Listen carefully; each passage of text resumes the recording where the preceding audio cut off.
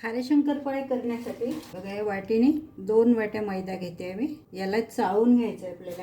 आता याच्यामध्ये घालूया आपण 1 चमचा मीठ आणि हा 1 चमचा ओवा कुचकरून घालायचा आणि अर्धी वाटी तेलाचं मोहन घालते मी. हे मोहन छान कळकळीत गरम करून घ्यायचं आपल्याला. याला चमच्याने आधी मिक्स करायचं बरं का. हे गरम असते. हे थोडं गार झालं की मग याला हाताने मिक्स करायचं. पूर्ण पीठ छान असं चोळून घ्यायचं. मूठ बांधल्या गेली म्हणजे असा गोळा झाला म्हणजे आपलं मोहन परफेक्ट आहे असं समजायचं. आता याच्यामध्ये थोडं पाणी घालून याला भिजवूया. घट्ट उंडी आपल्याला भिजवायची याची. बघा साधारण एवढी घट्ट आपल्याला उंडी हवी आहे. याला आता अर्धा तास आपण सेट होऊ देऊया आणि मग याचे शंकरपाळी लाटायच्यात आपल्याला.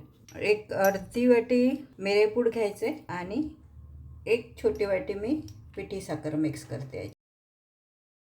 आता हे पीठ मुरलं का हे बघूया. छान मुरलं आहे. याला आता चोळून घ्यायचं आहे.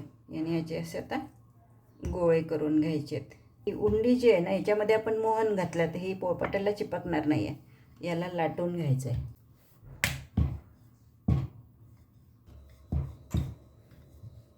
आता याला हवे त्या आकारात आपण कापून घेऊया. हे साईडच्या कडा आपल्याला काढून घ्यायच्यात. लांब लांब काप करूयात आपण. याला तुम्ही गोलाकारात कापा, मटरीसारखा आकार द्या किंवा शंकरपाळ्यासारखा द्या. चव मात्र तीच राहणार आहे. हे जे कापलेलं काढतोय ना आपण हे परत या उंडीमध्ये मिक्स करून द्यायचं. आता आपल्याला लांब लांब पाहिजे तर लांब लांब कापतोय आपण. रेक्टँगल बनवायचे आहेत आपल्याला. आता हे साईडचं जे आहे हे काढून टाकायचे.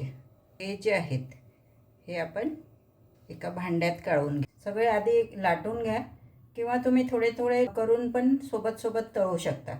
बघा हे मी 2 पोळ्यांचे एवढे करून घेतले. हे आधी मी तळून दाखवते. मंद गॅसवर तळायचे. याला तुम्हाला हवे तेवढे तुम्ही ब्राऊन करू शकता. तुम्हाला जास्त ब्राऊन कलर नको असेल तर थोडे तुम्ही कमी पण काढू शकता. घरातल्यांच्या आवडीनुसार तळायचे. अगदी पांढरे नाही ठेवायचे नाही तर ते आतून कच्चे राहतात. हे शंकरपाळे तुम्ही मधल्या वेळेत खाऊ शकता. भूक लागली तर मुलांच्या डब्यात देऊ शकता किंवा चहासोबत खाऊ शकता. बघा हे आपले शंकरपाळे तळून झाले. पिठी साखर आणि मिरेपूड थोडे तळायचे आणि ते तेलकट असतानाच टाकायचं म्हणजे हे त्याला छान चिटकून बसते. परतून घ्यायचं. बघा छान अगदी कुरकुरीत आपले शंकरपाळे तयार झाले आहेत. बघा असं तर घरी करून ठेवलं तर मुलांना येता जाता खायला होते.